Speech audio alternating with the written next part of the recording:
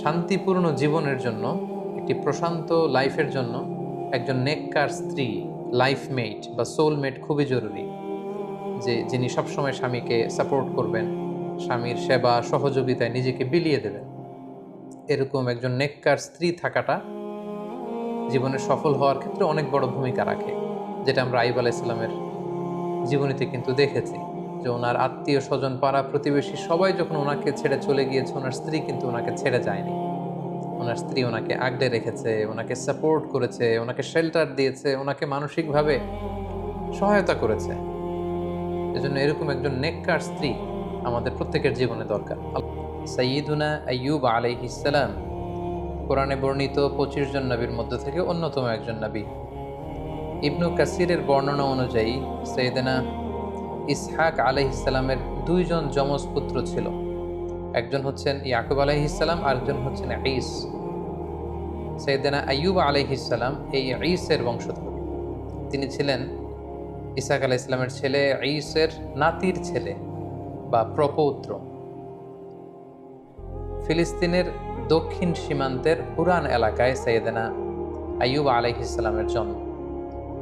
সাইয়েদনা আইয়ুব আলাইহিস সালামের দাওয়াতি অভিযাত্রা বা উনি কোন উম্মতের কাছে প্রেরিত হয়েছেন তাদের বর্ণনা, তারা কি অ্যাকসেপ্ট করেছিল নাকি বিরোধিতা করেছিল, বা তাদের উপর কোনো শাস্তি এসেছিল কিনা, কোনো মুআজিজা, এর কোনো কিছুই কোরআনে কিন্তু বর্ণিত হয়নি।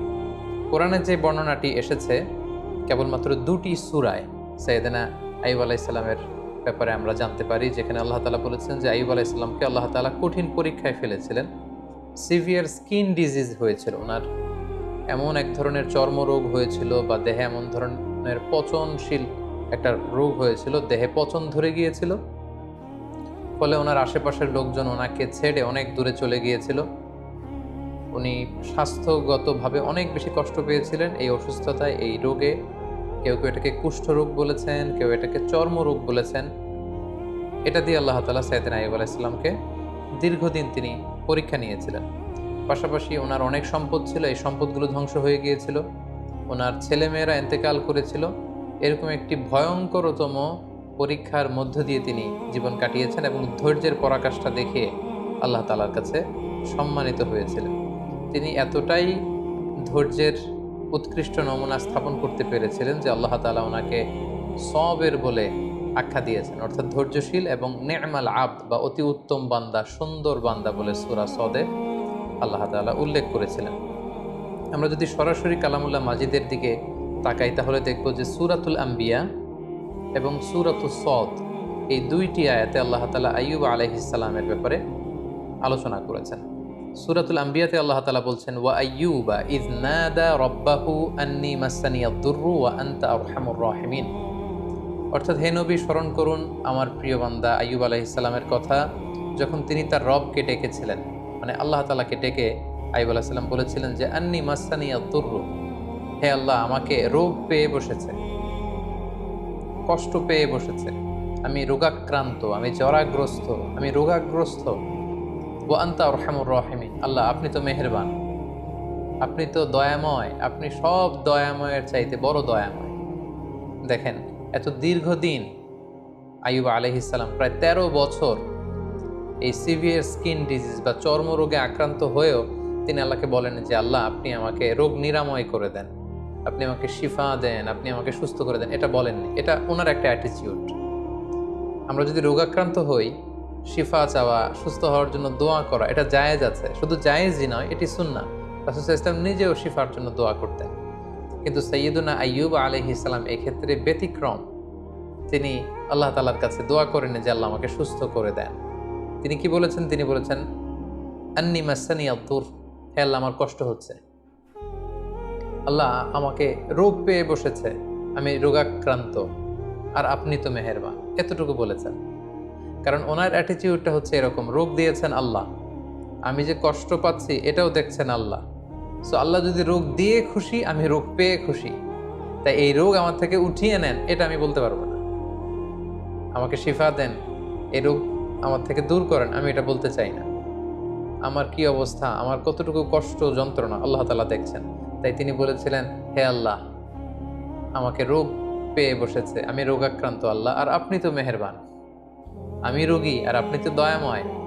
এটা দিয়ে উনি কেমন যেন বোঝাতে চাইলেন যে হে আল্লাহ, আমি যে অসুস্থ, আপনি তো দয়ার সাগর, আপনি তো চাইলে দয়া করে আমাকে সুস্থ করে দিতে পারেন। এভাবে তিনি আল্লাহ তাআলাকে ডেকেছেন এবং আল্লাহ তাআলা এত খুশি হয়েছেন। আল্লাহ বলছেন যে ফাস্তাজাবনা লাহু, আমি আইয়ুবের ডাকে সাড়া দিলাম। ফাকাশাফনা মা বিহি মিন দুর, তার যে রোগ এটাকে আমি ভালো করে দিলাম।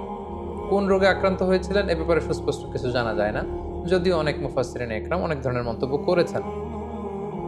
আল্লাহ তাআলা বললেন ওয়া আতাইনাহু আহলাহু, আমি তার সন্তানদেরকে ফিরিয়ে দিলাম। ওয়া মিসলাহুম মাআহুম, এবং অনুরূপ আরো দান করলাম। মুফাসসিরিন ইকরাম বলেছেন যে আইয়ুব আলাইহিস সালামের 7 সন্তান ছিল, মোট 14 জন সন্তান ছিল, 7 জন ছেলে 7 জন মেয়ে।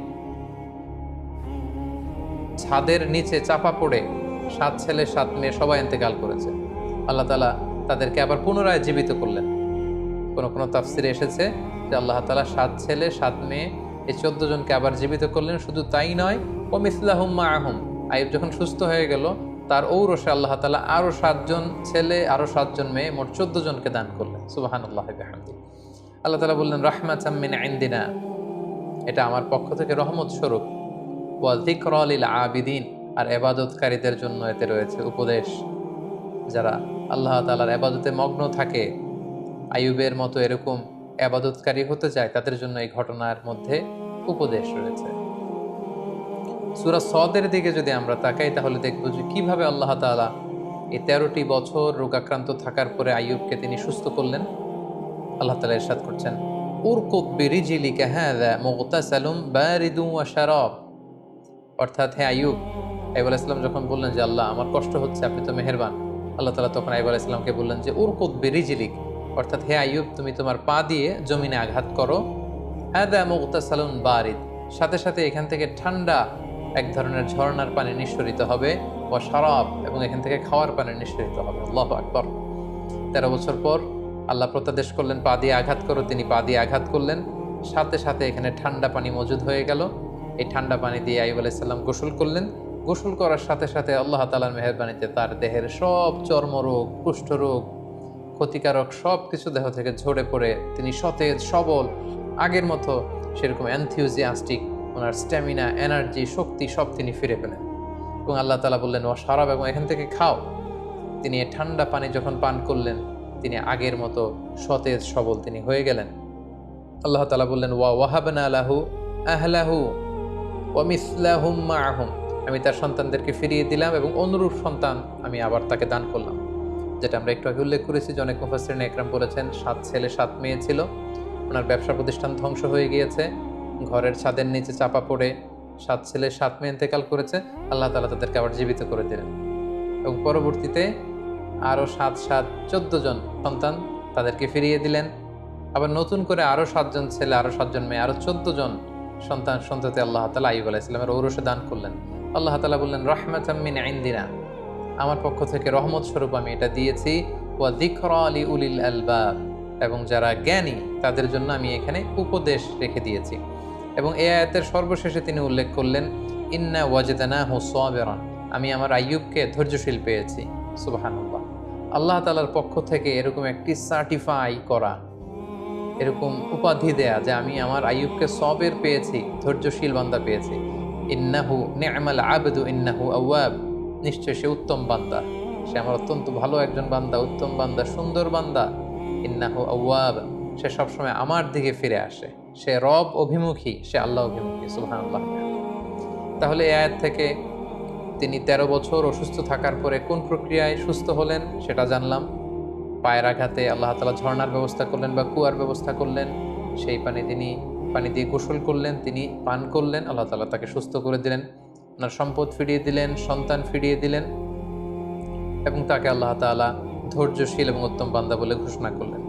এবং অনেক মুফাসসিরিন ইকরাম উল্লেখ করেছেন যে উনি যখন অসুস্থ ছিলেন, চর্মরোগে আক্রান্ত, ওনার আত্মীয় স্বজন প্রতিবেশী সবাই ওনার থেকে মুখ ফিরিয়ে দূরে চলে গিয়েছে। কেবল ওনার স্ত্রী ওনাকে ছেড়ে দূরে কোথাও যায়নি। ওনার স্ত্রী অন্য জায়গায়, মানুষের বাড়িতে বাড়িতে বিভিন্ন জায়গায় তিনি কাজ করতেন, কাজের বিনিময়ে যে অর্থ পেতেন এটা দিয়ে তিনি স্বামীর জন্য খাবার কিনে আনতেন, স্বামীর সেবা শুশ্রূষা করতেন।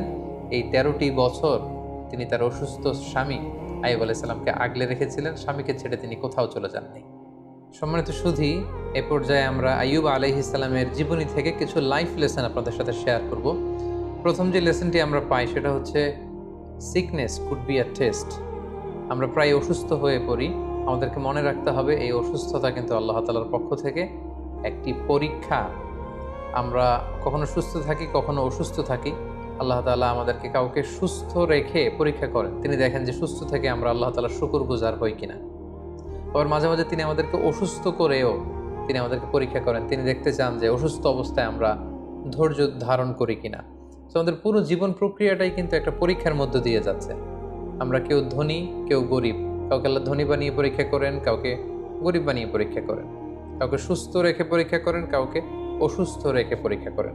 সো অসুস্থতা কিন্তু আল্লাহ তাআলার পক্ষ থেকে একটি বড় পরীক্ষা, এবং এই অসুস্থ অবস্থায় আমরা সঠিক সময়ে সঠিক রেসপন্সটুকু করছি কিনা, দ্যাট ইজ দ্য কোশ্চেন। এবং আমরা ধৈর্যশীল বান্দাদের অন্তর্ভুক্ত হচ্ছে কিনা সেটা হচ্ছে আমাদের দেখবার বিষয়। আমরা যারা অসুস্থ থাকি, আমরা আসলে কতটুকু অসুস্থতা ভোগ করছি। কেউ আমরা 2 মাস, 3 মাস, 4 মাস অসুস্থ থেকে অনেক সময় বলি যে আমার থেকে অসুস্থতা যাচ্ছে না, আল্লাহ তাআলা কি আমাকে দেখেন না, তিনি কি আমাকে সুস্থ করবেন না? আমরা কি একটু আইয়ুব আলাইহিস সালামের জীবনের দিকে খেয়াল করেছি? তিনি টানা 13টি বছর অসুস্থ থাকার পরেও আল্লাহ তাআলাকে বলেননি আল্লাহ যে আমাকে সুস্থ করে দেন। যদিও সুস্থ করে দেন বলা জায়েজ, কিন্তু তিনি বলেছেন যে আল্লাহ আপনি তো মেহেরবান। সো আমরা অসুস্থ অবস্থায় যেন ধৈর্য ধারণ করতে পারি, আল্লাহ তাআলার উপর আস্থা এবং বিশ্বাস যেন আমরা অটুট রাখতে পারি, সেটা হচ্ছে আইয়ুব আলাইহিস সালামের জীবনী থেকে আমাদের জন্য প্রথম শিক্ষা। দ্বিতীয় যে শিক্ষাটি আমরা পাই সেটি হচ্ছে বড় পরীক্ষায় বড় পুরস্কার লাভ হয়। আল্লাহর হাবিব সাল্লাল্লাহু আলাইহি ওয়াসাল্লাম ইরশাদ করেছেন, ইন্না ইযামাল জাযাই মা ইযামিল বালা। অর্থাৎ পরীক্ষা যদি বড় হয় সেটার পুরস্কারও হতে হয় বড়। আমরা যদি আইয়ুব আলাইহিস সালামের জীবনের দিকে দেখি যে তিনি কত বড় পরীক্ষা দিয়েছেন। আমরা 1 মাস 2 মাস অসুস্থ থাকলেই বলি যে আল্লাহ তাআলা কি আমাকে দেখে না, আমি কতটা অসুস্থ, তিনি কি আমাকে সুস্থ করবেন না? কিন্তু আইয়ুব আলাইহিস সালাম টানা 13 বছর তিনি অসুস্থ ছিলেন। এটার কারণে তার পুরস্কারটাও ঠিক সেই রকম বড়।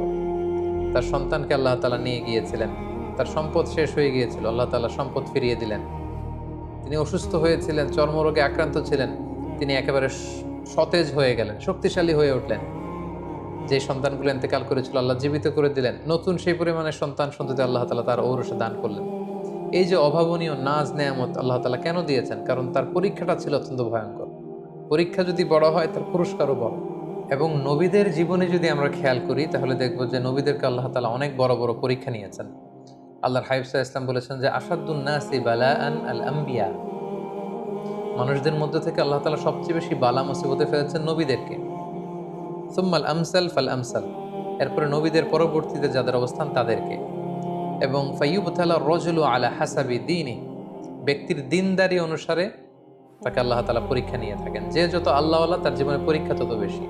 সো আপনি যদি খুব বেশি পরীক্ষার সম্মুখীন হন, জীবনে যদি আপনার খুব বেশি স্ট্রাগল করতে হয়, আপস এন্ড ডাউনস থাকে, বারবার অসুস্থ হয়ে পড়েন, তার মানে এই না যে আল্লাহ তাআলা আপনাকে পছন্দ করছেন না, বরং আল্লাহ তাআলা আপনাকে বেশি পছন্দ করেন বলেই, বরং আল্লাহ তাআলা আপনার সম্মান মর্যাদা আরো বাড়িয়ে দিতে চান বলেই আল্লাহ তাআলা আপনাকে বেশি বেশি পরীক্ষা করেন এবং অসুস্থ রাখেন। আমরা অনেক সময় বিপদে পড়লে, মুসিবতে পড়লে, অসুস্থ হলে অসন্তুষ্ট হই। আর সাহাবারা বিপদে না পড়লে, অসুস্থ না হলে তারা চিন্তিত হয়ে যেতেন। সাহাবীদের যখন অসুস্থতা আসতো না, কোনো বিপদ আসতো না, তখন ওনারা চিন্তা করতেন, হায় রে, আল্লাহ তাআলা কি আমাকে পছন্দ করেন না? তাহলে আল্লাহ তাআলা আমাকে পরীক্ষা নিচ্ছেন না কেন? আমার জীবনে কোনো বিপদ আসছে না কেন? আমার জীবনে কোনো অসুস্থতা নেই কেন? তার মানে আল্লাহ তাআলা কি আমাকে কম পছন্দ করছেন? ওনারা সবসময় এটা নিয়ে চিন্তিত থাকতেন। আর আমরা বিপদে পড়লে চিন্তিত হয়ে পড়ি। সম্মানিত শুধু মুমিন জীবনে বিপদ আসা এটা একেবারে ওতপ্রোতভাবে জড়িত, এটা আসবেই। আল্লাহ তাআলা বলছেন, ওয়ালা নাবলুওয়ান্নাকুম বিশাইইম মিনাল খাউফি ওয়াল জুই ওয়া নাকসিম মিনাল আমওয়ালি ওয়াল আনফুসি ওয়াস সামারাত। আমি আল্লাহ তাআলা অবশ্যই অবশ্যই তোমাদেরকে পরীক্ষা করব। কি দিয়ে পরীক্ষা করব? মিনাল খাউফ, ভীতিকর পরিস্থিতির মধ্য দিয়ে তোমাদেরকে যেতে হবে। ওয়াল জু, খাদ্য ঘাটতি ঘটবে, ক্ষুধার জ্বালায় কষ্ট পেতে হবে তোমাদেরকে।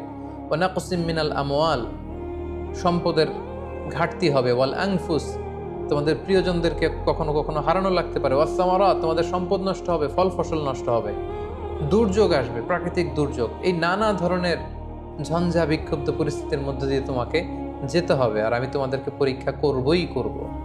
সো বিশ্বাসীদের জীবনে পরীক্ষা আসা, পরীক্ষা থাকা, ইটস এ মাস্ট। এটা থাকবে। আর পরীক্ষার মধ্য দিয়ে আল্লাহ তাআলা বান্দার সম্মান এবং মর্যাদাকে বাড়ান। আর মনে রাখতে হবে, পরীক্ষা যত বড়, উত্তীর্ণ হতে পারলে এটার পুরস্কারও অনেক বড়।